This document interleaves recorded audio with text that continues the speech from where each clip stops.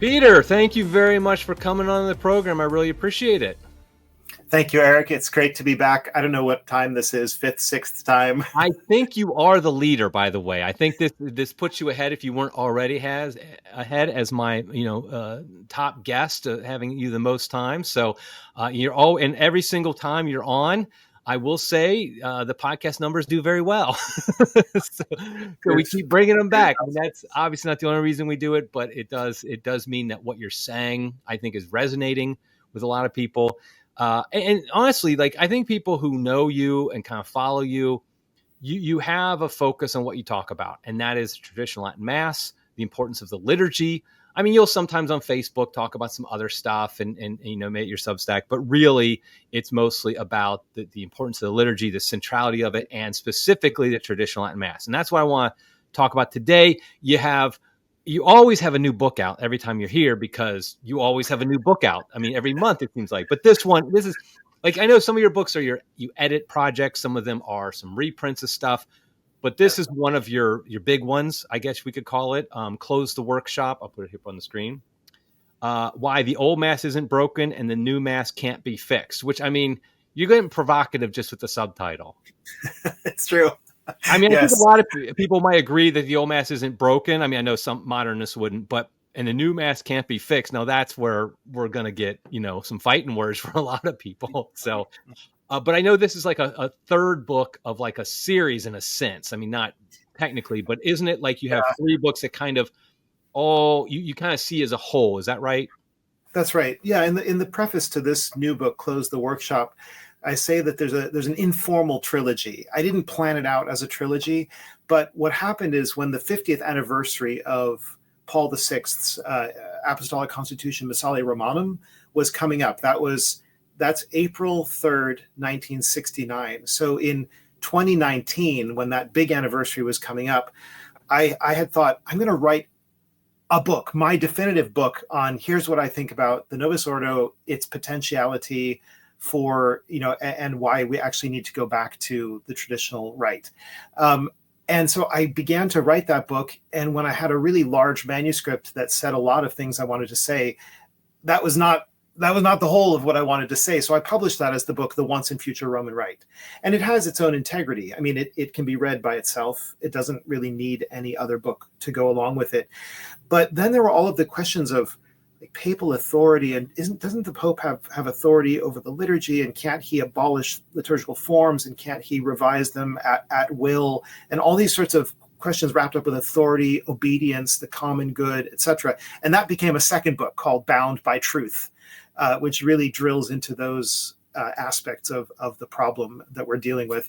And then this final book, Close the Workshop, is really, it completes that arc. Again, it can be read entirely by itself, but it completes the arc because it's basically saying, look, all the reasons that you have heard for why the old Mass was corrupted or was defective or imperfect or whatever, and therefore needed this overhaul, are not true. And I'll tell you why. And on the flip side, now that we have this new liturgy that almost everybody agrees is defective, you can't actually fix it. And I'll tell you the reasons why you can't actually fix it. Right. So it completes the arc in that sense. Right. Yeah. One of the things I noticed about this book, like your writing style, I always enjoy. I think it's just it's scholarly yet like readable, and it's somewhat it's very logical, kind of just hits the points, and I feel like it's never emotional or anything. Definitely, and I like that. But one of the things you rarely do, you rarely are very personal. But I feel like this book is a little bit more for you. You kind of open up a little bit about your own journey, as they like to say these days, your journey from being a Novus Ordo Catholic to a traditional Latin Mass Catholic. And I'm going to make the same disclaimer you made in your book for this podcast. I do know that some people find some offense with the term Novus Ordo. They think it's like a term of derision, but it really is simply an accurate term used by Paul VI himself. And so neither of us are using it as a term of derision. We're simply just, right. It's got to be, we have to distinguish between that and the traditional Mass, and Novus Ordo seems to be the best. But that being said, yeah. So you and I are about almost the exact same age. And so, of course, I grew up Protestant, so I didn't grow up in the 70s and 80s. We're Gen Xers, in 70s and 80s of Catholic world, but you did. So what was that like as far as like, did you go to one of the, did your parish kind of get all loopy? Were your parents like, were they more traditionalist? How was that kind of in the Kwasniewski family growing up? Yeah. Well, so I have to just begin by saying, I am very grateful to the Lord for always keeping me in the church, always keeping me in a way. I was always on the path of the gospel to the extent that I understood it. I mean, I misunderstood it pretty badly at certain points, and I'll be really honest about that. And I had to learn a lot more and grow a lot more. But I grew up in a family where where my parents always went to Sunday Mass and Holy Day Masses. We always prayed grace before meals. There were rosaries around the house. We didn't actually pray the rosary as a family, but it's something that I grew up seeing. I went to Catholic schools. They were better or worse depending upon the teachers and the years. But the point is that my parents really wanted to pass on the Catholic faith, and I think that they succeeded with me, and that's by the grace of God. I unfortunately have some siblings who are not practicing anymore, but I kept practicing. Now, the thing is that the parish we went to when I was growing up, it was in suburban New Jersey. Of course, I'm not going to say the name of the parish, but it was your typical post-Vatican II moderately liberal parish. Not super liberal, because the rich people around that area would never have tolerated that. It had to be sort of respectable in a bourgeois way. But it was liberal in the sense that, the pastor in the 1970s ripped out all the beautiful old marble furnishings, the high altar, the communion rail, the kneelers, everything. He ripped out everything, statues, and he carpeted the whole thing in purple carpet, and put this huge church in the round. He arranged it as a church in the round with chairs, padded chairs that had no kneelers. So I grew up never kneeling in church. Wow. I didn't know any better than this. And then he had this giant stone altar, on the top of the steps in the center of the church that honestly looked like a pagan sacrificial altar. It was large enough to put several bodies across, like the Aztecs could have used it, And then it had this Star Trek circular lamp hanging from iron chains over it. So it was also like a surgery operating table. I mean, it was nuts. And the only redeeming quality to this church is that it was a neo-Gothic structure from the 19th century. So very beautiful bones of the church. Right. And he couldn't do anything about that. So it still had stained glass windows and a Gothic shell, but all this modern, the modern interior. So that was very weird. And as I also like to say, it was a church covered with carpet and Eucharistic ministers. So every liturgy, lay people were doing everything, all the readings, all the music, all the distributing of communion. I mean, pretty much everything except consecration and the homily, and so it was very, very post-Vatican II in the worst sense. That was the experience of the liturgy I had all during my childhood and into high school. Yeah, my wife tells similar stories because she's the same age as you as well, and she grew up Catholic and maintained her faith, all that, and her parents wanted her to be Catholic and all that. But it was the same thing where it was West Virginia, and it was a parish that just kind of after Vatican II, I don't think they went as ugly as yours did, but it definitely just kind of accepted all that stuff. And I think it was a beautiful church at one time. They changed it a lot, and just Eucharistic ministers, I think there was a sister there for a while, and then she kind of went loopy, and the whole deal. Right. It was too common, unfortunately. Yes. And I have to say, just to be fair, that this same parish about 10 years ago, I want to say, did a complete renovation in which they restored a lot of the old things. Oh, now, unfortunately, it isn't as beautiful as it was, and that's often the case with these restorations, but they have now some kind of, they have a Cranmer table. Sorry to use that term, but I'm just going to use that term. They have still the table altar, but they have behind it a kind of marble reredos in a decorative way. It looks beautiful. And they put a communion rail back in. I mean, it was amazing how much they put back in, 10 years ago. And that's happened in a lot of places, as just Right. when you pay attention to church news. But getting back to my high school phase, I had been sold this bill of goods, which I think countless Catholics were sold, that to participate actively in the Mass, the most perfect form of participating actively was to volunteer and sign up for ministries. Because if the assumption is that you're actively participating by speaking and acting out and doing things, well, then, of course, if you're a lector, you're participating even more. And if you're a Eucharistic minister, you're participating even more. And so I became, in sequence, an altar boy, which was fine. But then although I had to serve with girls, which was not exactly pleasant for a boy. And then I signed up to be a lector. And then I finally signed up to be an extraordinary minister of Holy Communion. And I just thought I was doing the right thing. It was like, I want to get more and more active. And that's what I did. So I did all of those things. I fully admit it. But I didn't know any better. I had no catechesis, no education. I didn't know anything really about the liturgy. And really what started to change, there were two things that began to change. The first is that in high school, towards the end of high school, I had a kind of intellectual awakening. It was thanks to a philosophy course that I had, but also just in general, my mind was expanding. I had a lot of good teachers in high school, and they were giving me really good material to read, and it was just firing me up. But in particular, this philosophy teacher, he said, I see that you have a real interest in your Catholic faith. I think you should read Ludwig Ott's Fundamentals of Catholic Dogma. Now, I didn't know what this book was. Dropping some truth bombs in there. And so I got this thing by Ludwig Ott, and I actually I pretty much read through it, which is incredibly geeky. Did you have that white tan copy? Yeah, the white tan copy, exactly. I got that white Perfect Catholic. And so I read, and I find it fascinating. A lot of that book is really, it introduces you to church fathers if you haven't read them before. It's got argumentation, scholastic argumentations. It's got the philosophical aspect. It's got all these proof quotes from scripture. And so it's very interesting for somebody who doesn't mind. I'm the kind of kid who would sometimes read the encyclopedia, so I guess it didn't bother me too much, but. When I got to the section on the sacraments and I was, reading about the Eucharist, it was just mind blowing. I was reading about transubstantiation. I was reading about adoration, and I was discovering all kinds of things that I had never heard before. And it was beginning to cause dissonance. Like, if we believe these things, why are we doing the things that we're doing? How is this all supposed to fit together?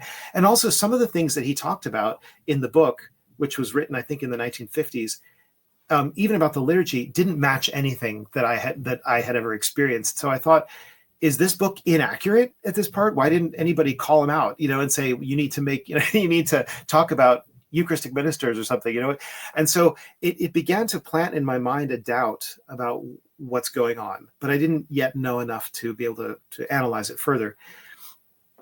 But then the other thing that happened is, you can interrupt me at any point. I don't know if you want me to just keep telling my story. I did want to just keep on going through it because I think it's interesting. Because one thing I do want to mention that I thought of while you're talking is people need to realize, because I think we forget this. You are the exception. What I mean by that is and my wife is the exception.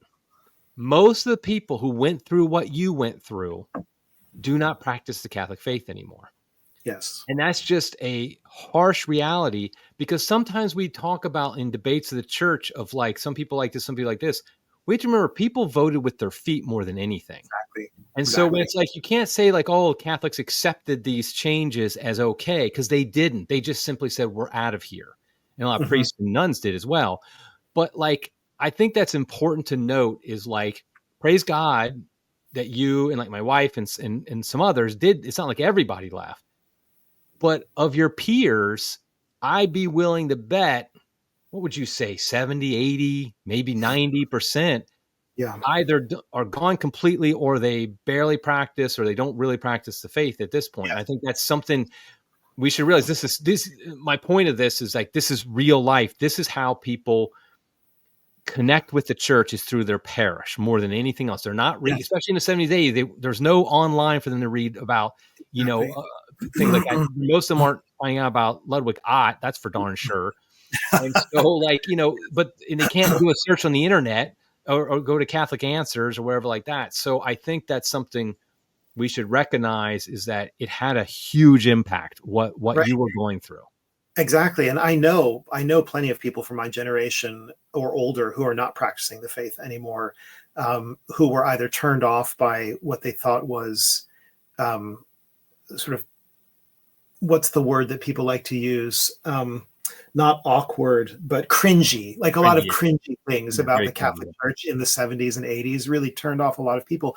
We also have to bear in mind, Eric, just to kind of follow up on your point, that that we also have to measure Catholic adherence by how do the people live who still go to church. So if people are still going to a Novus Ordo parish, but let's say they're divorced and remarried, or they're using contraception or whatever it might be, I'm not saying that they don't have any faith. They could have faith, but they're not living the Catholic faith.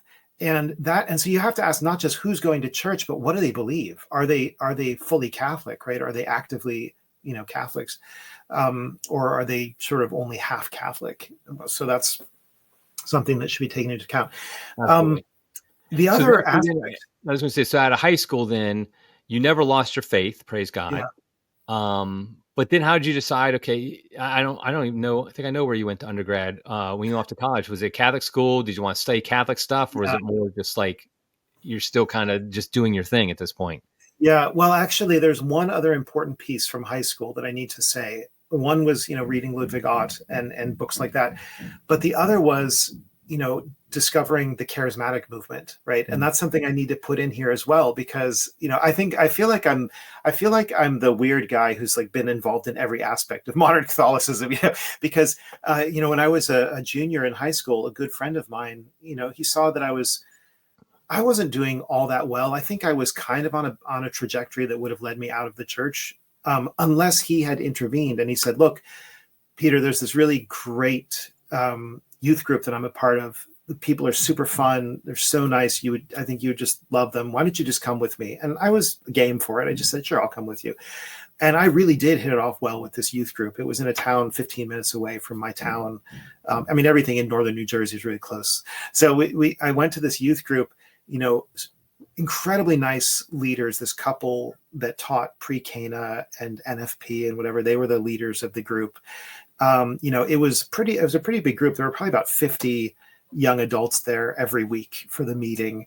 They were very passionate about their faith. They sang a lot of campy sort of folk songs with the guitars. It was the typical charismatic experience. Sometimes they were speaking in tongues. I'm not going to even get into that. That's a whole separate conversation.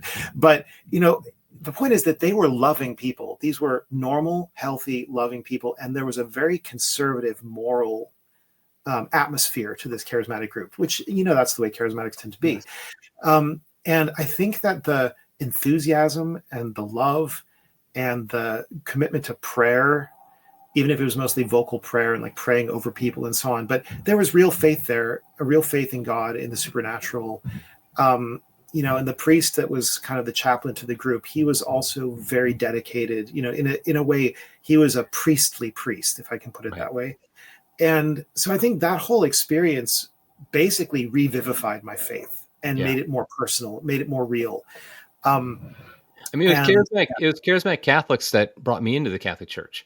And they helped my wife too, when she kind of was a little bit on teetering a bit. Charismatic Catholics, same charismatic Catholics that helped me become Catholic, helped her kind of return to the faith. Mm-hmm. And I tell people who are younger, who didn't they didn't live during the 80s and 90s, or they're very young. I'm like, you kind of know the energy within the Catholic Church today in America is with the traditionalist. I mean, there's just no question about that. I'm not saying there aren't other groups that do certain things, but that's where you see the energy. That's basically what it was like in the 80s and 90s with the charismatics.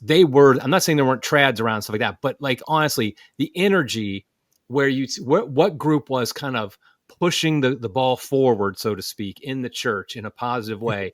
that was the Charismatics in the 80s and 90s. I mean, there's just Yes. no question. And like you said, they were typically very conservative morally. They were typically orthodox by the standards that we could, it's definitely in comparison to your typical parish priest or person. They were typically orthodox, and they really did, energize a lot of people's faith. And so, like you, I'm very thankful for that impact and that influence. But that's how I kind of tell people in the 80s and 90s, we're looking at where is kind of the energy in the Catholic Church in America. It was with the Yeah. Charismatics. No, I fully agree with that. So I had that intellectual piece. I had the charismatic piece in a way. I wouldn't say, one has to be careful about rewriting history, because when you look back, you have so much more experience. But it seems to me that I couldn't have said that I had really landed on my 2 feet in some, like, I really knew who I was as a Catholic, but I had this revitalizing going on. And it was because of the philosophy teacher I had in high school that I decided to go eventually to Thomas Aquinas College, because I wanted to read great books. I wanted to have a classical liberal education. I mean, that's what I wanted.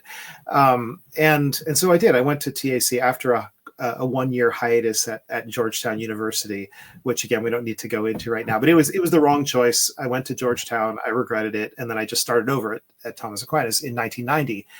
And at Thomas Aquinas College, a couple of really, really life-changing things happened to me. The first thing was I discovered the unicorn.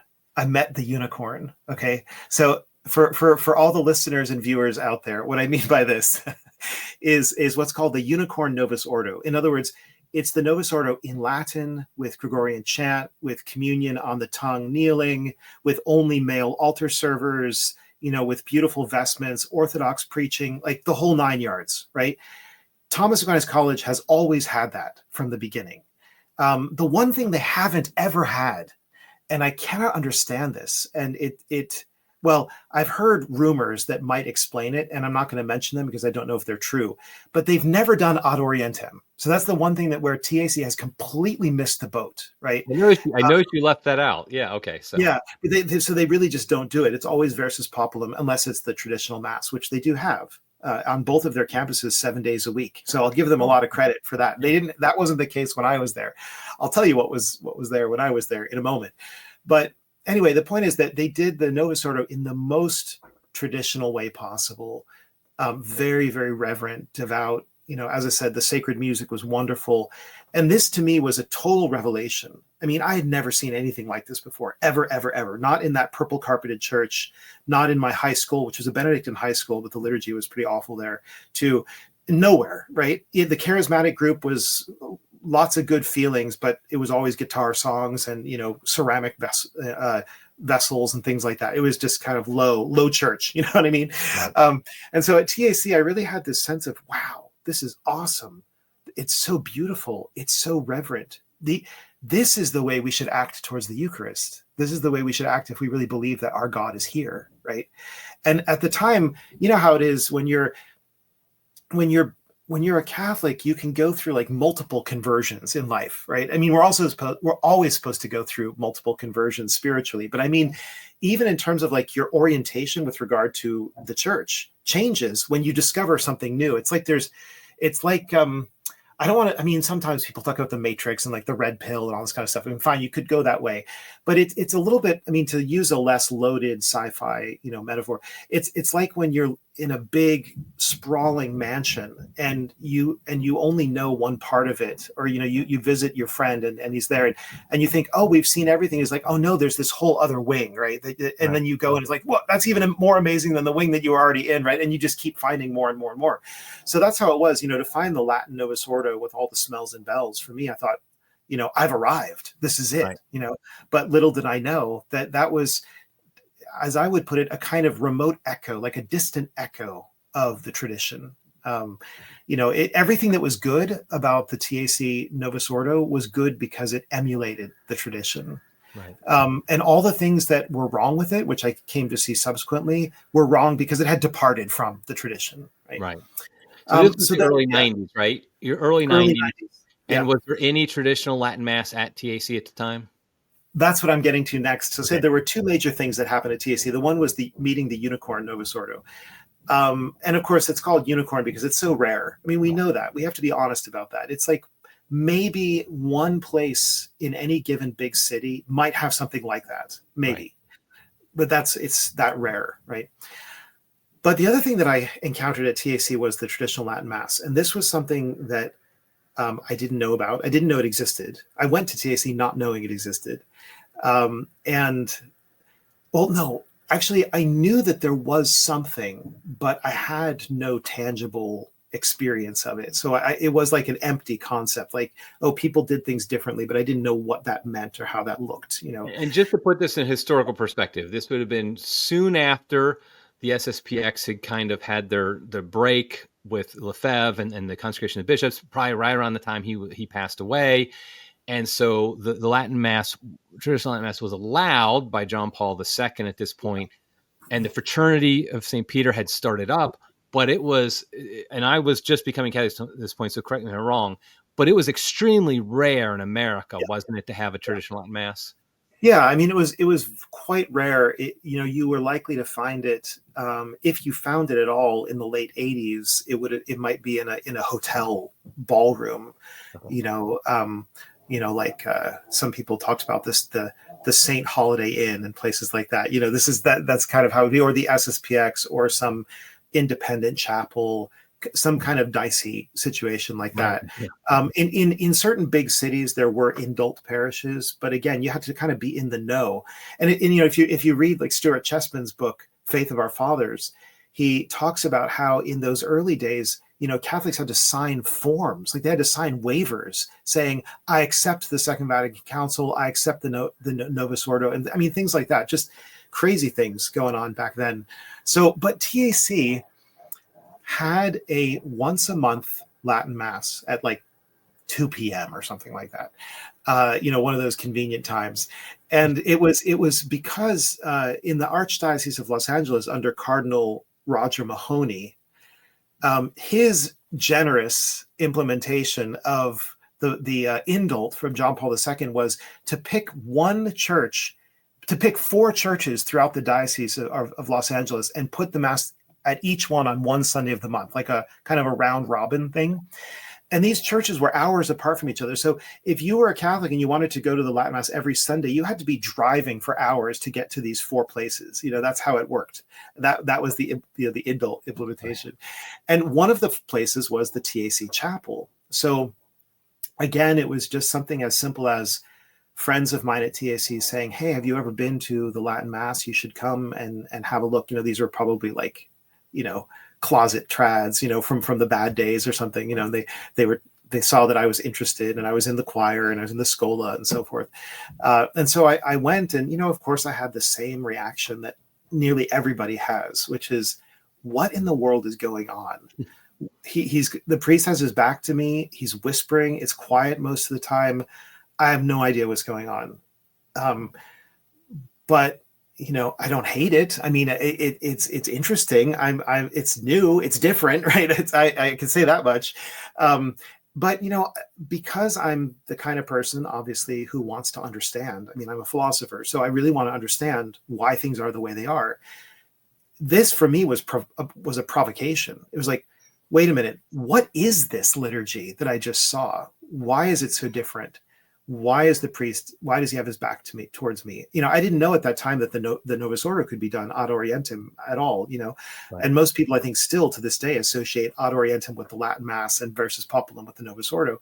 But, why is he got his back faced to me? Why is it so silent? Why is the rest of it in Latin? Well, the Latin wasn't really such a big question, but the silence was, and so I really wanted to get to the bottom of this. So I began reading. I began studying. I found Michael Davies. I talked to other people. They handed me copies of the Latin Mass magazine. It was a kind of, back in those days, it was almost like samizdat. Is that the word? It's like in Eastern Europe under communism, people sort of mimeographed copies of forbidden books and like passed them around. This is kind of how it was even then. And so then I began going to this. And the clincher was one of the chaplains at TAC at that time. He was a priest who many of us loved him very deeply. He was an excellent spiritual director.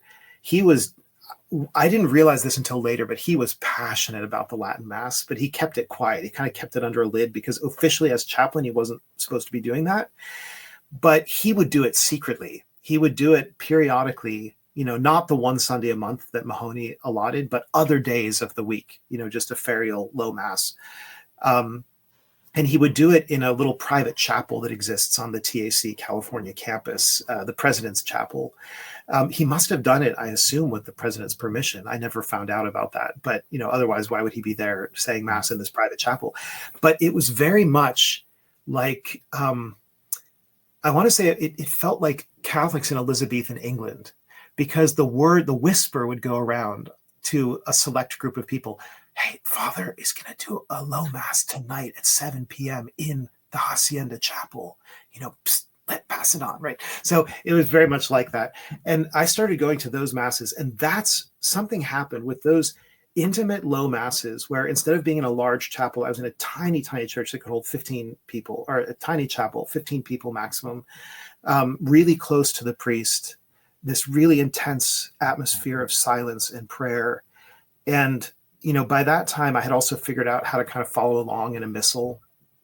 And so the combination of that intense prayerfulness and then the prayers of the Mass themselves, the richness of those prayers, both the changing and the unchanging prayers, I think that really, really worked on my mind and my heart and made me realize that, yeah, this is basically like a three-dimensional version of the two-dimensional liturgy that I knew before.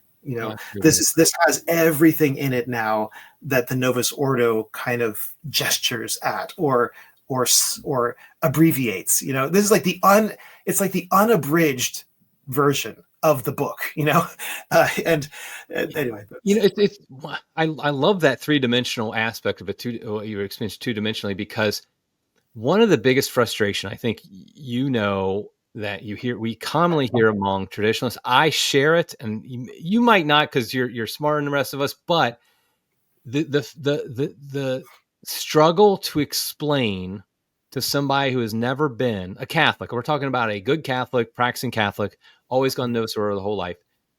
The struggle to explain to them what's so appealing about traditional Mass, especially even if they've gone to one or two, or if they've never gone. It just is not easy to put into words. It's very difficult because you have to experience it. You have to experience it multiple times.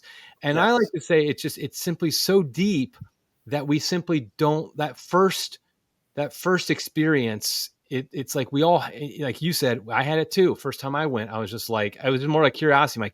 My wife and kids were out of town. I was like, I'll drive down to downtown DC and go Latin Mass at Mary, Mother of God. And it seems like, I've never heard that before. And it was just completely confusing, kind of like dull, like whatever. I couldn't even, I didn't realize they'd started. I mean, all that stuff.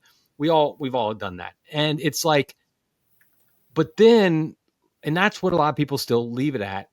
But there's just something about it. And I like that three-dimensional because the reason I like that. Have you ever read the book Flatland? Remind me, who's the author? Flatland is oh my gosh, I'm blanking on the name. It was written in the late 1800s, and it's a short little book, and I'm blanking on the author. Somebody will remember at some point. But the point is, I just read it, so I should remember the author, but whatever. And the premise of the book is this person lives in a two-dimensional world. He's a square, and he's explaining what a two-dimensional world is like. And so, like, women are lines, and then there's triangles, and the more sides you have, the higher up you are in the rank. It's somewhat of a satire of Victorian society, but he lives in a two-dimensional world. But he is able to go to the three-dimensional world. He actually at one point goes to a one-dimensional world, but then he goes to a three-dimensional world.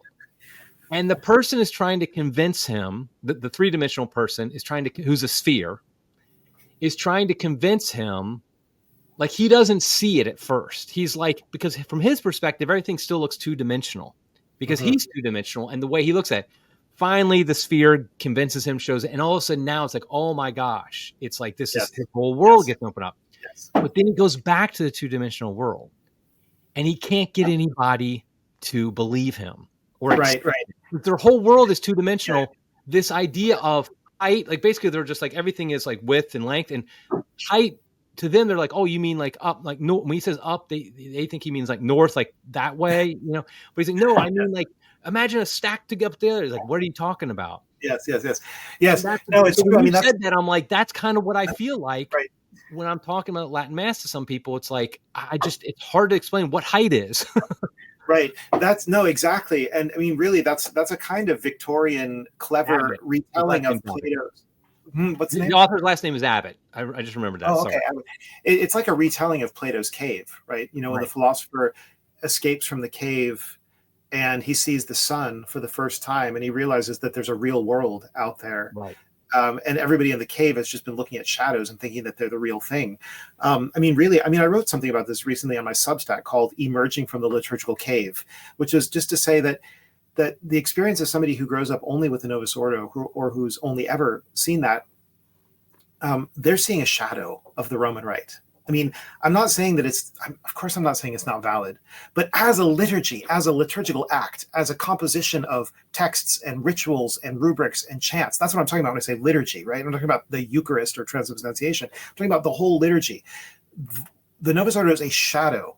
It's a two-dimensional black and white sketch of what the traditional Roman Rite is in full color, 3 dimensions, you know, and with all the richness of 20 centuries of development. You know, this is the difference. The difference between a product of a banal on the spot fabrication of the 1960s, as Ratzinger put it, and a bimillennial heritage with Jewish roots. You know, it's incredible, the difference. And height and depth are very much the kind of metaphors that people will use, because there's a depth of intense spirituality in the way the Latin Mass is constructed and celebrated.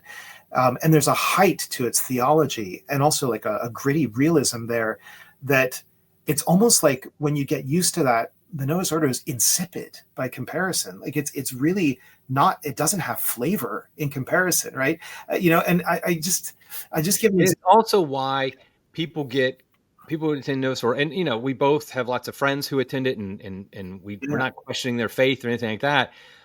But it's why they don't get why we just simply can't jump in the Reverend Novus Ordo bandwagon. Like, hey, we got the chants, we got the music, we got the even some Latin, we might even be ad orientem, might have some altar rail, stuff like that. And I'm like, that's great. I'm happy that you do that, and I think that's a great thing because it's going in the right direction. But like your whole outlook, it is like going from the 3 dimensions to the 2. It's like if somebody does a 2 dimensions very, very well, you're happy they're doing it very, very well. But ultimately, and it's not something we're saying. Also, this is something I get all the time. I never understand this. Is like some type of arrogance from us. It's not like we created the traditional Latin Mass. I had nothing to do with it. I'm just like there as a participant. No, it's. I mean, another comparison you could use. And again, I understand that there's the potential for people to be offended, but they shouldn't be offended. If what we're saying is true, they should not be offended. They should be offended that Paul VI did what he did. They should be offended that bishops have taken this away from us. That's the kind of thing that should cause offense. But the comparison I was about to make is, it's also like the difference between a great novel and like a graphic novel, like a cartoon book version of a great novel. So you can find like Homer's Iliad, in a cartoon version, and you can find Homer's Iliad in the way that Homer wrote it. Well, there's a massive difference between these things, right? And obviously the liturgy is something much more important than Homer, but the point is that this is a great classic, right? It has depth and height and breadth. It has poetry. It has gorgeous metaphors. It has incredible language. All of this stuff is found in an epic or in a play by Shakespeare or whatever. And when you take like the dumbed down child's version of it, fine, they might get the plot. You might be able to convey the plot. Maybe that's fine for a little kid if you're trying to familiarize him with like Shakespeare stories. I mean, there are children's books that do that, right? Just so that, on the assumption that kids it's good to get them familiar with certain things before they meet the grown-up version. But, as Father Z says, children should have children's food and adults should have adult food, right? And what the traditional rites of the church, East and West, this is not just about the Latin Mass, it's about any traditional rite, East or West. These are the robust food of grown-up Christians. And this is not, and what was produced in the 1960s was custom designed for what scholars in the 1960s thought modern man needed. He needed something streamlined, abbreviated, lots of text, heavy on the text, light on symbols and signs and silence. It had to be rationally accessible, almost instantly understood. I mean, all this kind of stuff is what you see. They say it. I'm not making this up. Yeah. I quote them in my book. And it has to reflect our modern views of what industrial, capitalist, liberal life is like. No, that's what you're going to get there is just a tiny, narrow slice of human history, and not even human history at its best moment. I mean, that's pretty obvious, right? Yeah, exactly. So it's that I think that. Yeah. First of all, I just want to tell the audience, nobody's knocking at Peter's door. He has some housework going on right now. So if you hear some knocks in the background, he's not ignoring like his kids or something who are asking for food or anything like that. So, but okay. The one thing I think is very interesting about this is you're telling the story about really embracing and loving Latin Mass in the early 90s. However, it's not like, and now you have a book coming out where you're basically saying literally why the old Mass isn't broken, new Mass can't be fixed. But that's not what you thought in the book when you first started going to. So it's not like you went from you didn't get. I mean, I think honestly, most Catholics would consider you a radical, and that's fine. But like you weren't radicalized then. You went a long, long time of basically attending the traditional Latin Mass, the Novus Ordo, and the Eastern liturgies. And so tell a little about how your mind, which I think your mind now would be like, how did I even do that? But how did your mind kind of bring all that together? Because I think there are still people today. I mean, I think a lot of people might do that still. So how did your mind kind of work all that out? Yeah. Well, so thank you. I'm really glad that you pushed the conversation to that level because,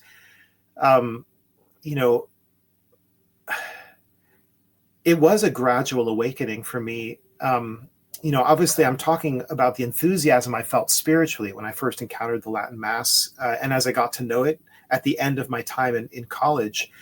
But it wasn't as if I had really studied extensively about the history of the liturgical reform. I hadn't read any Ratzinger. I hadn't compared the missals to each other. I certainly hadn't compared the lectionaries. I mean, there was so much work yet to be done before I could come to the position that I have now that is developed in this book and explained. I try to explain things very clearly in a way to help people to get the benefits of my 30 plus years of thinking and reading about all this stuff, right? So that, because not everybody is going to have that opportunity or that incentive or that ability or whatever to put all this stuff together. So that's why you write books, and this is why I'm writing books. But yeah, what happened is I left college. I went to graduate school in Washington, D.C. And in D.C., I was at Catholic University of America. Sometimes it was possible for me to get to Old St. Mary's, where the Latin Mass used to be for many, many years. And I hope it will be again someday after the season passes. Like I said, that's the first Latin Mass I went to there. But, sometimes it was possible for me to get to Chinatown to go to Mass at Old St. Mary's, but sometimes it wasn't. And I was stuck on campus, and I would go to the Latin chanted Novus Ordo in the crypt church of the Basilica of the National Shrine of the Immaculate Conception, which they had every Sunday. I think it was at noon, if I'm remembering correctly. And, that was, again, the unicorn. Nothing was wrong with it from a Novus Ordo perspective, but it was the best. It was the best that the Novus Ordo could be. And at the time it was sort of like, well, okay, this is in Latin, it's got chant, it's, the priest is preaching well, why should I object to that? Or why should I boycott that? Right. So that was a sort of pragmatic situation. But then I was hired for my first teaching job. And that was in Austria at the International Theological Institute in Gaming, Austria, where Steubenville also has a campus. Anybody who knows about the Steubenville Austrian program, that's where I was for 7.5 years. That institution, the ITI, was very Byzantine in flavor. I mean, we had a Roman Rite chaplain. He was great. He celebrated the Old Mass as well as the New Mass. But we always had Byzantine priests as well. And it was there that I started breathing with both lungs. I began going regularly, multiple times a week, to the chanted divine liturgy of St. John Chrysostom or St. Basil, or the liturgy of the pre-sanctified gifts, depending upon the time of year. That was like a mind-bending experience, because if anybody, I always tell Catholics, like, if you've never been to an Easter liturgy, you need to go and visit one someday. Absolutely. Because, yep. And I'm talking about the ones in union with Rome. I'm not saying go to the Eastern Orthodox. I'm saying go to the Eastern Catholics, Melkites, Marianites, Ukrainians, Ruthenians, Syro-Malabar. However exotic it is. I am a big proponent of going. In fact, that's what led me to the traditional Latin Mass. Was I first went to the Eastern rites, and Eastern Catholic. There's a Melkite. You probably know the Melkite Church there in McLean, Virginia, Holy Transfiguration. I went there, probably a number of times every year when we lived in DC, and oh my gosh, that's just one of the most beautiful liturgies in the world. If you live in anywhere near DC area, go to Holy Transfiguration sometime in McLean, Virginia. I highly recommend it. Yeah, so that experience of really getting into I mentioned this book earlier, Once and Future Roman Rite. That experience of attending regularly the Divine Liturgy, and I learned how to cantor it because I'm a musical person, so I loved learning the psalm tones. It's all different. Oh, that's awesome. I didn't know that. But that's what led eventually, after many years of reflection, to this chapter, which is called Byzantine, Tridentine, Montinian, referring to Paul VI, Two Brothers and a Stranger. So what that immersion in the Eastern liturgy really helped me to see what are the fundamentals of all traditional liturgies, and how does the Novus Ordo depart from them, right? And so I talked about, I'll just mention these really quickly: the principle of tradition, the principle of mystery, the principle of elevated mode, the principle of ritual integrity, the principle of density, the principle of preparation, the principle of truthfulness, the principle of hierarchy, the principle of parallelism, and the principle of separation. So these are the things that I absorbed by this kind of comparison between the Tridentine and the Byzantine. And that gave me a new angle from which to understand the kind of deep structural defects of the Novus Ordo. Not just, Father's wearing a polyester drape, or the guitars are playing again, or, just these kind of superficial things that everybody cringes about, but kind of like built into it. What's baked into it? What's in the DNA of the Novus Ordo, as opposed to the cosmetic level? So that experience with the Eastern liturgy was very profound, very formative for me, as it was for you. You want to hear a real quick light bulb moment? It's going to might sound stupid, and it is, but it was a light bulb moment for me. So I had been to the Eastern liturgies for years, loved them, but I'd never been to a Latin Mass. I went to that one Latin Mass at St. Mary's in DC. And then I went in 2009. I remember it was for the Feast of Candlemas. I took my daughter, and they had a solemn Latin Mass at a parish somewhere in DC area. I can't remember where it was. I think in Maryland. And they had tons of like seminarians there and stuff. It was the whole works. And something struck me when, you know what I noticed? It was when the server kissed I can't remember if it was the hat, the biretta, or if it was something. When he kissed the priest's hand, kissed it. A light bulb went off in my head, because I was like, wait a minute, I've seen that before. Oh, I saw that at the Eastern Divine Liturgy. And like, I know that's like a tiny little, that's like in a way a superficial thing, but that then just got my mind racing, because all of a sudden I was like, wait a minute, I never have seen that ever in the Novus Ordo I've attended my whole Catholic life. But so why is that one more like that? And then all of a sudden then you start noticing other things like, oh, wait a minute, they're facing away from us, is what, just like these, it's like, there's all these things you start to notice. And like, so your Two Brothers and a Stranger did kind of start. Like you, I take some time on these things before but that was like a light bulb moment for me. It was the kissing of the hand. Which is kind of silly, but that started me on the path.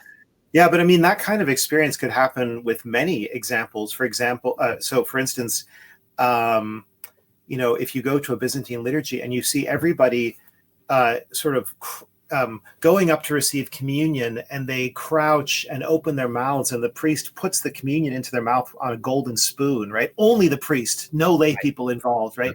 That could get you thinking, about communion in the mouth versus communion in the hand. Or when the priest goes behind the iconostasis in the East, at least many Eastern rites, there's an iconostasis, some kind of literally a wall of icons. And in the really, like, the Greek and Russian Orthodox churches, it is a wall. You cannot see through it, right? It's not like a grid with icons or something, but, and they go for the consecration, for the most solemn part of the Mass, the anaphora, the Eucharistic offering, they go behind that screen and they close the doors and you can't see anything. You can hear them singing, but you can't see anything, right?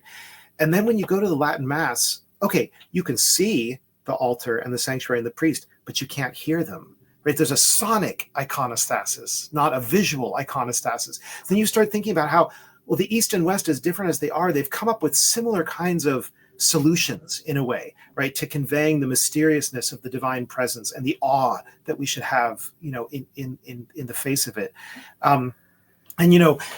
You've heard this, everybody's heard this story, but I heard it first from the chaplain at ITI in Gaming. But he told me, so there's an old lady who once came up to a priest and said, Father, when you were praying at Mass, I couldn't hear you. And the priest said, well, madam, I wasn't talking to you. When Catholics say something like, I can't hear the priest at the Latin Mass, I can't hear what he's saying, it's not about you. He's not talking to you, right?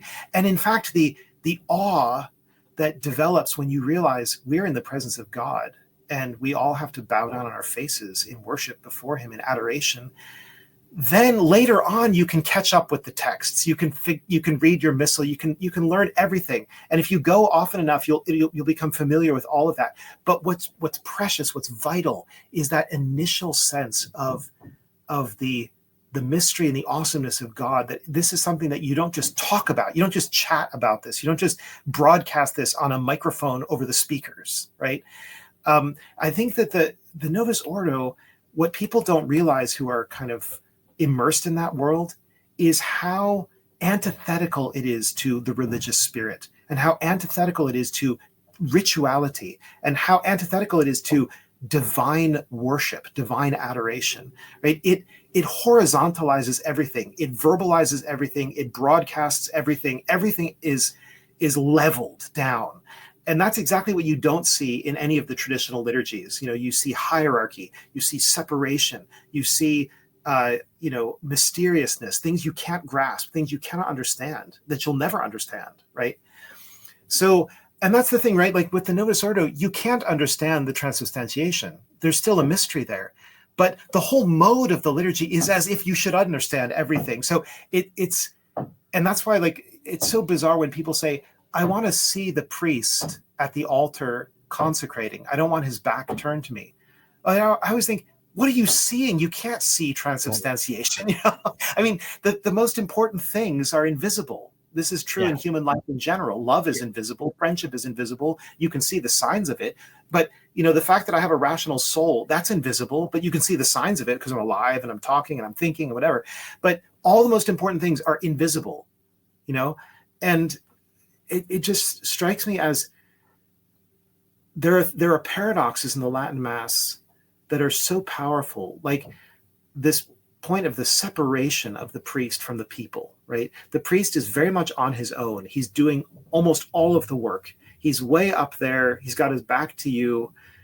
He, in a sense, doesn't care about you. You might as well not be there, right? This is very healthy, both for communicating what the Mass is about and for communicating the essential difference between the ordained priesthood and the baptized priesthood, and for putting us humbly in our place, right? We're not there to be catered to. We're not there to be lectured at. We're not there to be educated. That's not what worship is about, right? And what's funny is that the Novus Ordo is very focused on, like, it's very didactic, like educating people. Like, let's say everything. Let's make sure we explain everything, tell everything, say everything. I was just last week, I was at a Novus Ordo Mass, and I'm not going to say too many details, but why I was there, or anything like that. But just I was at one, and the priest was a very good priest. I could tell from his homily, like in the sense he was Orthodox, all that. But he interrupted the Eucharistic prayer 3 times to say, to make some point. And every one of the 3 points were actually legitimate. They were true. They were Orthodox.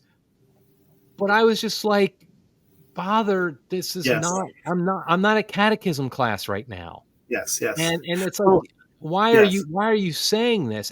But the one thing I will say is, not really to disagree with you, but when you say it's not, that Latin Mass isn't like educational, but that's the thing is, it's extremely educational in a symbolic kind of deeper way, in the sense of when you see these things, like you just said, for example, the separation of the priest from the people that naturally occurs in the traditional Mass, that is educating the people and the priest that there is a separation there. Right. And so but it's not like the priest gets up there and say, by the way, there's a separation between you and me. Yes. It educates without meaning to educate. That's not the primary purpose of it. It's doing what it's doing, namely focusing completely on God in worship. Right. And as a result, it teaches us many lessons, right? But those lessons it's not didactic. It's not hitting you over the head like a lesson plan. Right. Let's have our PowerPoint up here. Right. Exactly. Break down exactly. Let me just say, Eric, because there are so many topics always that come up in these conversations. We could just talk for hours about this stuff, and it's wonderful, really. But I feel like I should just close off my answer to your question. You were saying, how did it happen that for a couple of decades, I was going to both the Old Mass and the New Mass? How did that happen, given the things that I'm saying? Well, for one thing, the lights were going off like gradually, so it took me a while to get to the point that I'm at now. But more concretely and more, I guess, more practically speaking, I was always teaching for a school where the Novus Ordo was the normal liturgy for the school. So when the faculty went with the students to the all college Mass or the all school Mass, it was the Novus Ordo. And I was also always the choir director, or at least I had some hand in the music. At the ITI, I had a hand in the music. At Wyoming Catholic College, I was the choir director and the schola director. So it was my job to provide music for the Novus Ordo, right? And I don't want to reduce it to it was merely a job. Obviously, when I went to the Novus Ordo and the priest elevated the host, I said, my Lord and my God. I wasn't just doing it as a job, right?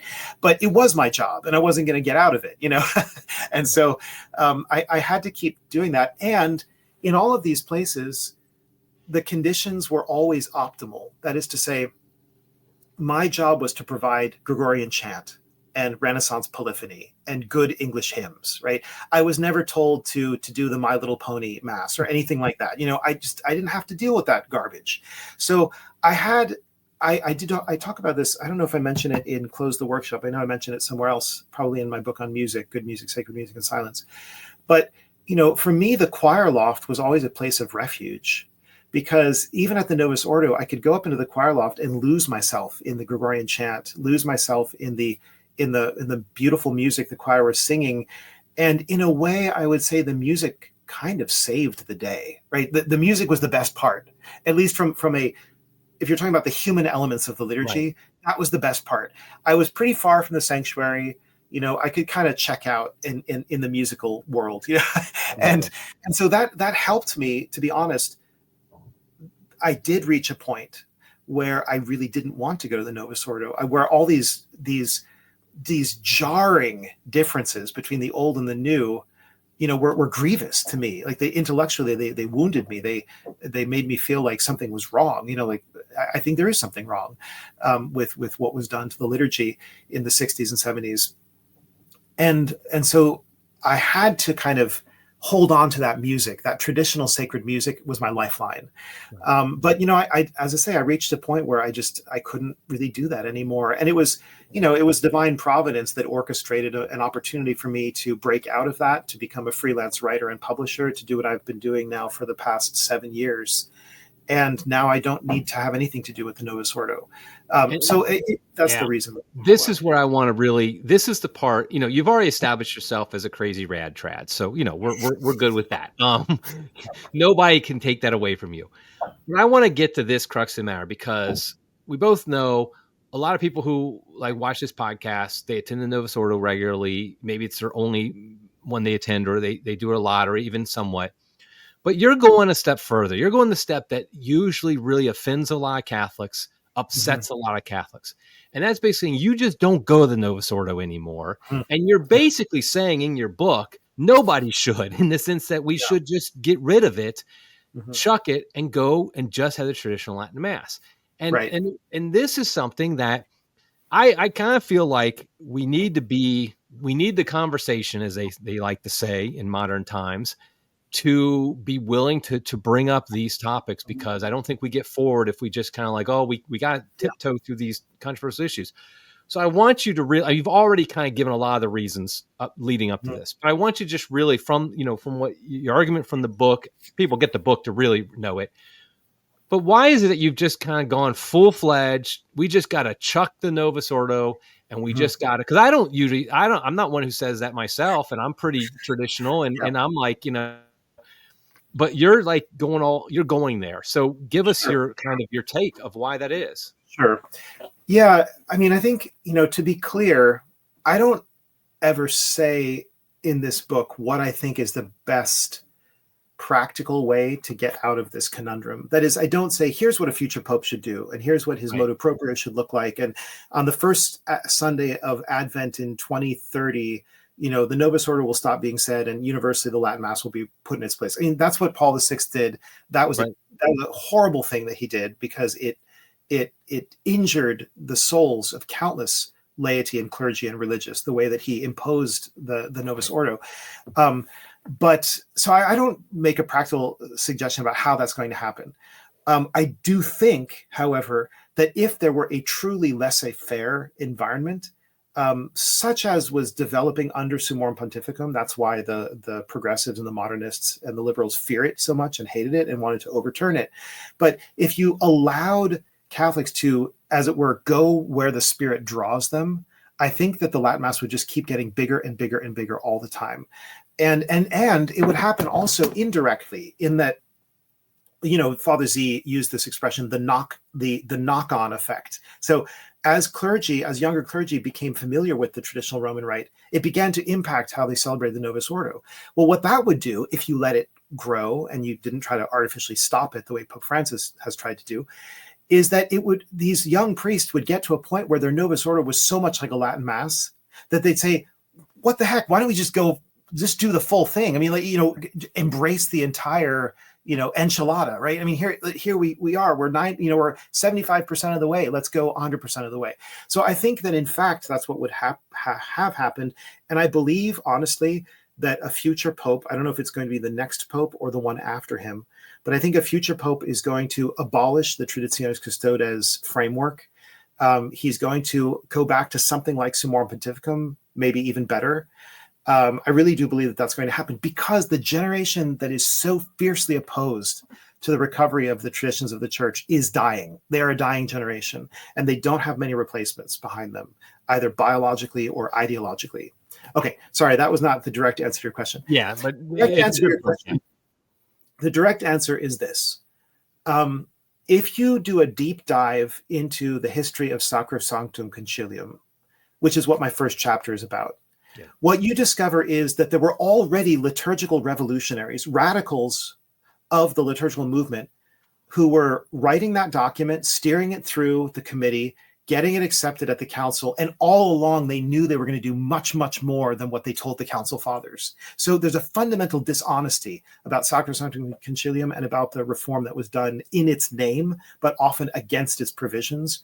That was all planned, thoroughly planned. And Annibale Bugnini, I'm sorry, he is the villain in this case. I mean, that is documented now by many, many historians. We have the primary sources. This is not a conspiracy theory, okay?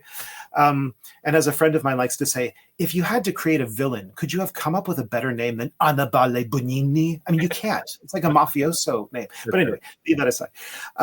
So there's something really fundamentally dishonest about the way that was driven through and implemented. But the main rationale for the liturgical reform was that the old rite was defective, that it had many problems. It was wrong in this way and that way and the other way. It had been corrupted in the Middle Ages by superstition. It had been corrupted in the Baroque period by courtly and kingly ceremonial. it had been overlaid with generations of allegorical interpretations that didn't make any sense. It was remote from how the early Christians worshipped. I mean, I give a whole list of these arguments in my book of all the reasons why they said it has to be revised, reformed. They use these terms, but really more like scrapped and then replaced.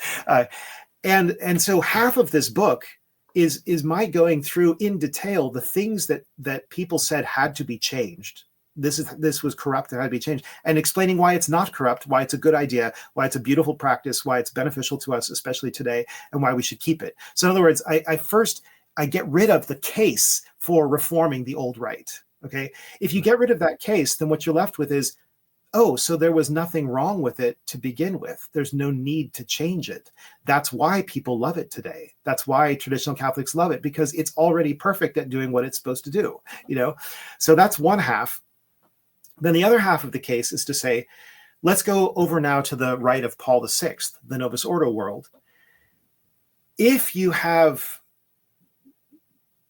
damaged the rubrics as much as you have by stripping them down, if you have created a new lectionary that has all kinds of gaps in it, if you have created a new missal that has only 13% of the prayer content of the old missal left unchanged, if you have a smorgasbord of Eucharistic prayers, only one of which is traditional to the Roman Rite, if you have, I could go on and on. If you have all of these problems that are engineered into the rite itself, tell me how you're going to reform that. How are you going to make that better?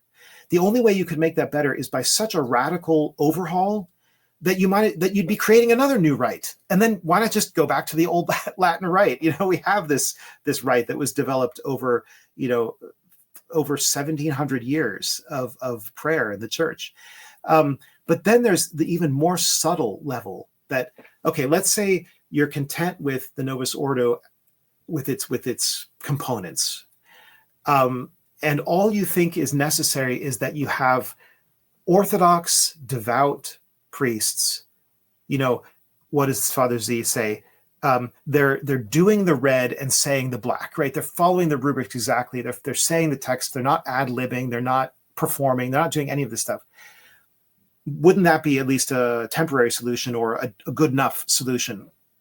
And I say no, because there's a spiritual danger in the Novus Ordo. The priest in the Novus Ordo is much more in charge of how the liturgy is going to be. In fact, he is in charge of how the liturgy is going to be. He can choose options all along the way. Option A, option B, option C. He can say this in these or similar words. He can give a little mini homily here or here or here. All of that is in the rubrics of the Novus Ordo.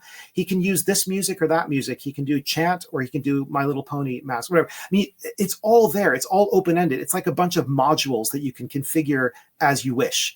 And what that means is that the celebration of the Mass of the Novus Ordo is the personal accomplishment of the priest celebrant. It's the Mass that he wants. It's the Mass he chooses. It's his project.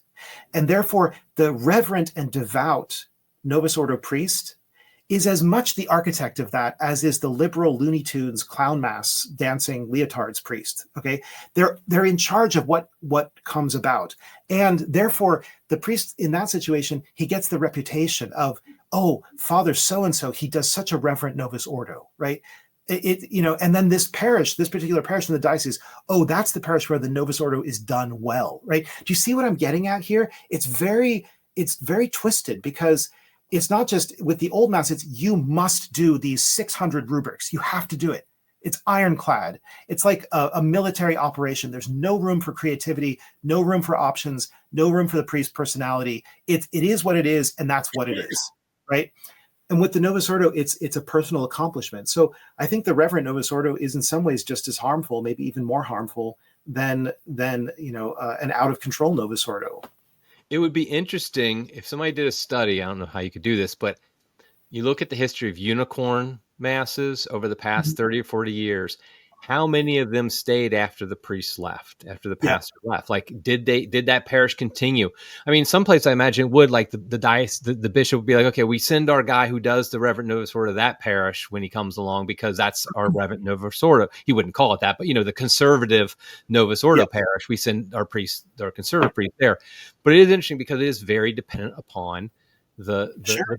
and you hear the stories of these unicorn masses. How did they start up? They start off because a priest who, great intentions, Orthodox, might be a very holy man. I'm not questioning any of that. Said, okay. And sometimes it's also a matter of, I think, they're like, okay, what's the best I can do in reality? I'm not allowed to do a traditional Latin Mass, so I'm going to do the best I can. And then it becomes the unicorn Mass. So Yes. I think, though, like, So yeah, I think it's good that you started out by saying you're not giving practical suggestions of how it actually would happen. In fact, I was just talking to a priest about this recently, the laissez-faire kind of attitude. I think if it's allowed to happen, I think this is why certain people don't want it to happen, is it will lead to, like, I think within 10, maybe 20 years, in America, at least, you'd have more Latin Mass going Catholics than Novus Ordo. If it was a true 100%, every priest, every parish with no restrictions whatsoever can offer the Latin Mass. Now, some of that is bad news in the sense that I think a lot of that would be because simply the decreasing numbers at the Novus Ordo is so extreme these days. But then there'd be that flood into the Latin Mass parishes as well. So, yeah, that's exactly right. And I think, the point that you raised before is also something that I lean into quite a bit. So I'm really glad that you brought it up in this conversation. Namely, that because the Novus Ordo leaves so much to the discretion of the priest, and also so much to be determined by the parish council or the liturgy committee or the choir director or the bishop liturgy office, or there are so many variables, right? And so many ways to configure it for good or for ill, that, in a sense, there are no two Novus Ordo Masses exactly alike, right? It's so the landscape is so various that even the unicorn over here looks different from the unicorn over here because all the moving pieces are going to be configured in a different way. This, I think, it's both unstable in terms of the priest's spiritual life and the faithful spiritual life, because they can't just go to any Catholic church. That's the thing. You and I both know this. Wherever we are in the world, we can go to the traditional Latin Mass and get the same thing. Sure, it's going to be pronounced, the Latin will be a little bit different pronounced, whether it's a Polish priest or an African priest or an American priest, whatever. But essentially, it's the same thing. And it always, and even in terms of like the rubrics and the whole way the liturgy goes is scripted, right? It's scripted.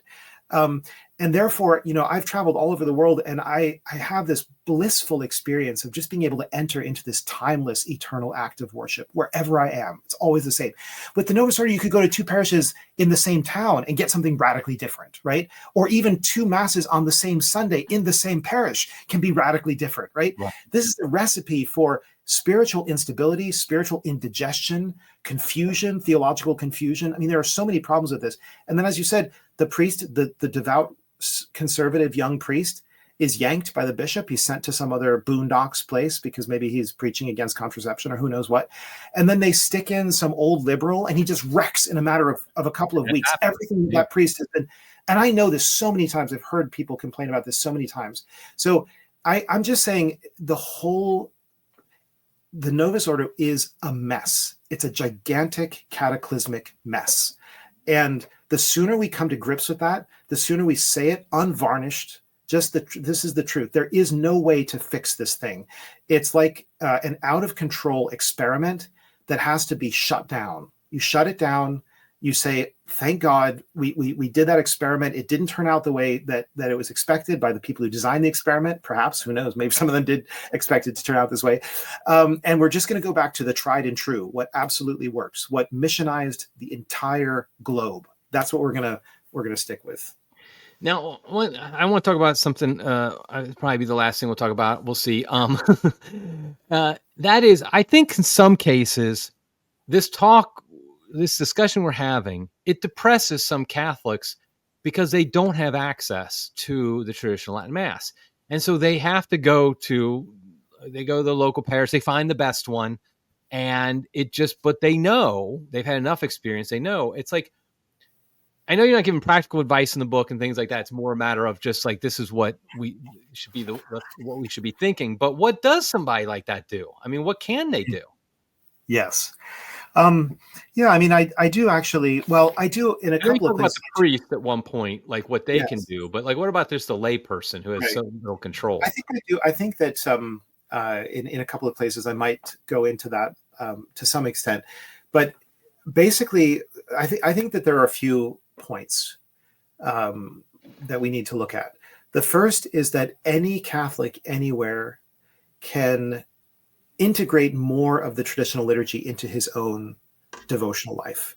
The main way that can happen is through the divine office, through the breviary. If you get, I mean, I'm a Benedictine oblate, so I pray the monastic breviary. It's a very, I don't have a copy right to hand, but it's a very convenient little book. It's called the Monastic Diurnal. It's just one little volume. It's got all of the daytime hours. That is everything but matins, everything but the night office. That's a huge office, so it takes a lot more space.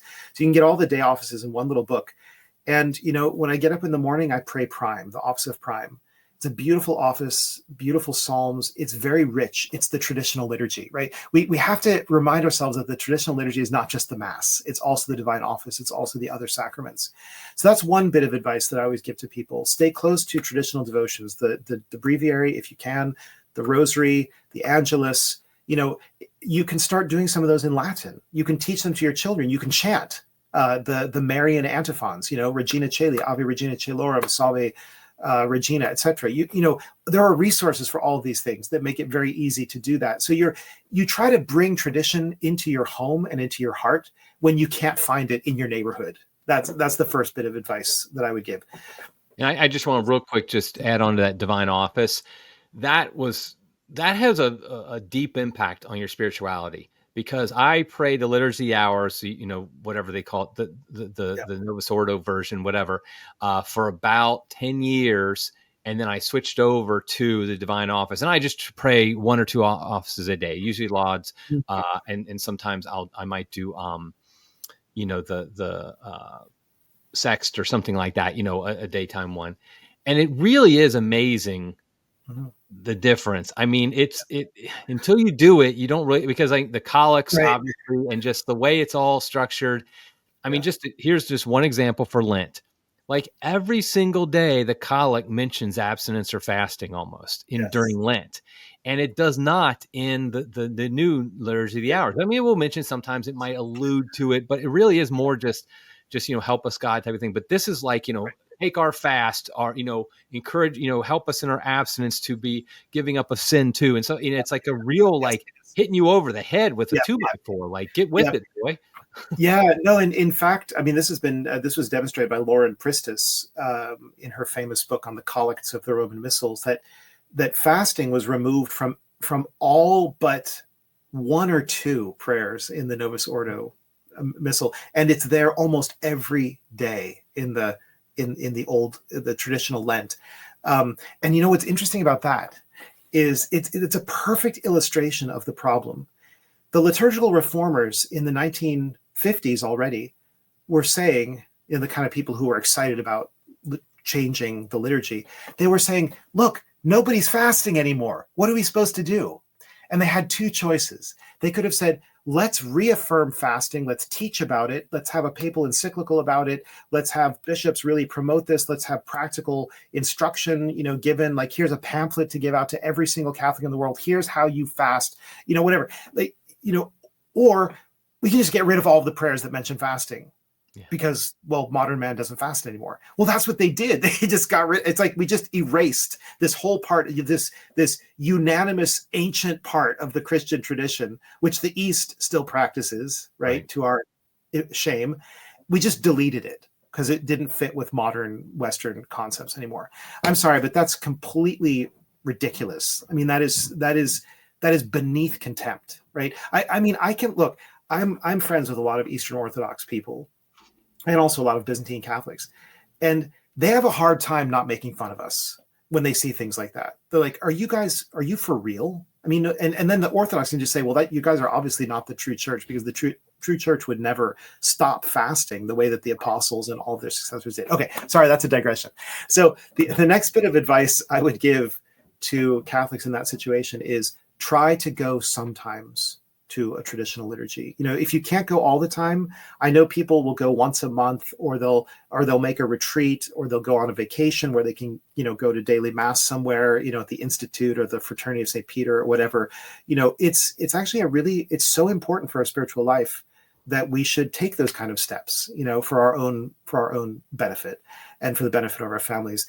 The third thing I say is, of course, harder, but I do encourage people to think seriously about moving. And it is hard for two reasons. One is that people have their families in a certain area that they don't want to be far from. They have their jobs. Maybe they can't get out of the job. Maybe they own a company. I mean, there are all these sorts of situations that really glue people to a certain spot. But there are also people who are not glued to a certain spot in that way, or who could detach themselves from it without too much difficulty and maybe go somewhere else in the same state or to the next state. Or something like that, so that they're not too far away from their friends and family. It's difficult, for that one reason, but also it's difficult because in the post-Traditionis Custodes world, you have to be very careful where you move to. And I think it's at this time, again, I could be wrong in 6 months. I hope not. But at this time, it seems like a safe bet to go where the Institute of Christ the King or the Priestly Fraternity of St. Peter is located, because those places are very well supported by the bishops. Those orders are strong. They're numerous. They've got their tentacles, so to speak, in the best possible way, in a lot of places. And so if you're going to a place like that, you're getting a dedicated traditional Roman Rite parish, 24/7, full service Latin parish. It's not just the Mass on Sundays. It's the Mass every day of the week. It's traditional confession, marriage, funerals, baptisms, all that stuff, confirmations, usually even to this day. So that's where I think, that I know families who have pulled up tent stakes and tent pegs, and they've moved to go to be by a fraternity or an institute parish. And they typically say, it was the best thing we ever did. Like, it's completely transformed our lives as Catholics. Also because you just meet a ton of like-minded families, lots and lots of families like your own, whereas you might be kind of a sore thumb, or like you kind of stick out where you're at. Maybe you're the only one wearing a veil, in your Novus Ordo parish, if you're a lady, but you go to the Institute parish and suddenly it's an ocean of women wearing veils. So I think that, anyway, these are some bits of advice that people can take. I think that's great. And I think it's, I know people get discouraged sometimes. And I do think I'm actually optimistic. I don't know about you, but I'm optimistic about the future of the church. And I say that with full knowledge of everything going on, full knowledge that there is some people who are very much at odds with the traditional Latin Mass, with frankly, Catholicism, in some high ranks in the church. I just feel like, though, this is, I always hesitate to make this analogy, but it's a little bit crass. But I do think, like, the free market of liturgy, so to speak, will lead to a you just can't hold it down. It's like you can do everything you can. Because the truth is, if the traditional Latin Mass could have been completely abolished, it would have been in the 70s. That's just a reality. That is probably historically, that was the most precarious time. Not now, but back then. And because at that point, almost everybody, except for a few souls, believed it was actually abolished. Yes, and that's right. That's just huge. So the fact that it didn't fall away, I think, I think that tells us something. I think something we can look at. And similarly, back in the early 70s, really throughout the 60s, there was still a lot of ultramontanist capital that the church could draw upon. What I mean by that is most Catholics had this instinct that we have to obey the Pope. We have to do what the Pope is saying. And I think, if you have a good Pope who's in line with tradition, then that's a healthy instinct. But since that time, we've had enough rocky experiences, especially in the past 12 years, to be able to see that, no, actually, we need to be obedient in an intelligent way. And if your commander tells you to do something suicidal, you don't do it, or you find a different way to fulfill the commandment that that is not suicidal. And so it seems to me that now there's just more of a sense of, oh, tradition is an immense good. In fact, an not just immense good, but an indispensable good. We cannot live without this. And so even if high-ranking prelates are going to attack it, that's not going to dissuade us. That's not going to deter us from defending it. We can see that we know better than they do about all kinds of other issues in the secular world, and also in the Catholic social teaching and marriage and family and whatever. So if they're wrong about so many of those things, why couldn't they be wrong about this other thing too, right? So in a way, it's sad. It's a sign of the breakdown of authority and the breakdown of structure, but that's just the modern West. The modern West is a mess, right? And so the church is reflecting that messiness. The Catholic response to it is not to contribute to the mess, but to try to reintroduce order and structure and virtue, right? And to do that intelligently, not like an automaton, right? So this is what it puts a lot more responsibility on lay Catholics than ever before. Vatican II wanted the age of the laity, right? They wanted us to embrace, and here we are, you and I, and many people like us, we're taking our faith very seriously, and we're trying to nourish ourselves and our families on what works and what's proven and tried and true. And, and then we have prelates fighting against us. It's a bizarre situation. We just have to accept the bizarreness of it and not get discouraged by that. Amen. I would encourage people to get this book, Close the Workshop. I would also say if you are somebody who is very much a reform of the reform person, really believe that's the path forward, is just to reform the Novus Ordo. First of all, God bless you for listening to us for an hour and a half and not turning it off. I admire you, first of all, but I would especially encourage you to get the book, because I think it's, like I said, it's a conversation that needs to be had. I think we need to be very open and blunt about our positions. And I think Peter does a great job here of just kind of laying out why the old Mass isn't broken and the new Mass can't be fixed, as the subtitle says. So I will obviously put a link to the book in the show notes so people can easily access it. But where else can people find the stuff that you're doing, Peter? The main place nowadays is my Substack, Tradition and Sanity. So please head over and check that out. I'm happy to say it's the number 22 Substack in the world for religion, for in the category of faith and spirituality. It's only there are only a couple of Catholic Substacks ahead of it, including the Pillar. So we've got a little ways to go before the traditional. Okay, tell me, what are the Catholic ones ahead of you besides the Pillar?